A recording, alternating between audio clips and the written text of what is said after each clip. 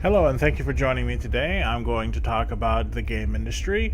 I'll just summarize it up real quick, then I'll get to this playthrough mission, which is Alien Isolation Survivor mode with Amanda Ripley as a playable character. As you can see, I have to collect 2 crew cards, delete system data, as well as lock down the stairwell in order to achieve these objectives in the game. So the first thing I'll start off is the game industry has done a lot of distasteful things. And when I mean the game industry, companies, businesses that have made games, they have taken games and have included microtransactions in a way that kind of rubs me the wrong way as a consumer.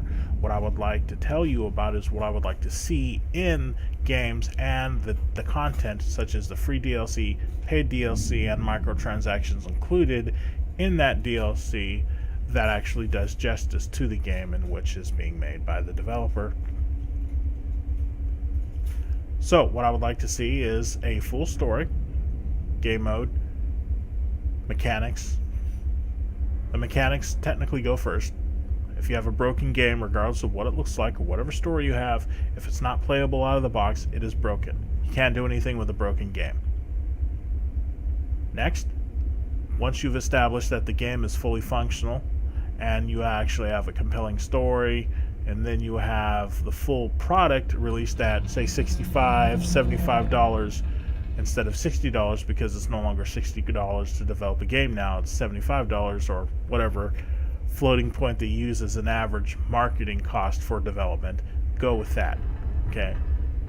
Then when you release paid DLC, it'll be for additional campaigns, which enriches the lore, adds to the story. Then you have the game mode featured in multiplayer. Say, for instance, if it's Star Wars, Luke Skywalker has defeated the Emperor courtesy of Darth Vader, who intervened to save his son's life.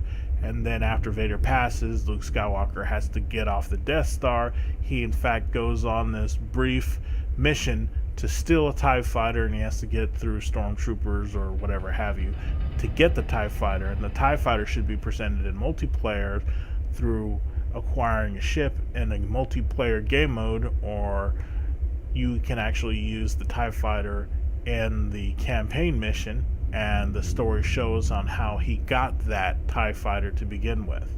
So that would be great, because once again it adds to the lore, takes the existing stuff that has been established, and does justice to the character and the license and respect to the owners or holders of that license.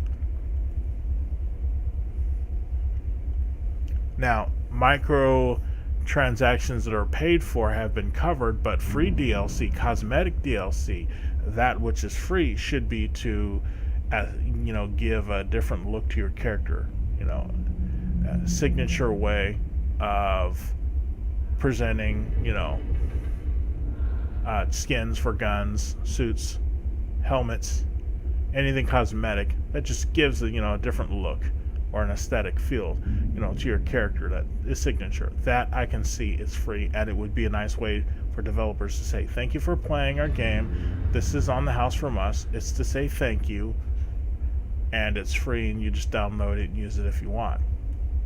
Now, I will support every game that comes out that is like this, because it shows that where the money is being appropriated is a justified use, as well as being able to increase the lore and bring in, possible archives or stories from stuff that you get in the game. Like, say, for instance, if you're playing Destiny, one of the missions you go on, you actually get the DLC that you pay for that adds to the universe. You discover this book on this weird planet called UV System Planet A or something, and then you discover this book inside this holy temple, and then it contains all the information about the Guardians and the history of whatever, and then you start to learn about that, and then in one of the game modes it actually has the book highlighted as a feature in the game mode, to where you can scroll through and see all the the stats and the information about the different races, and that would clue you in as to what would be included in future releases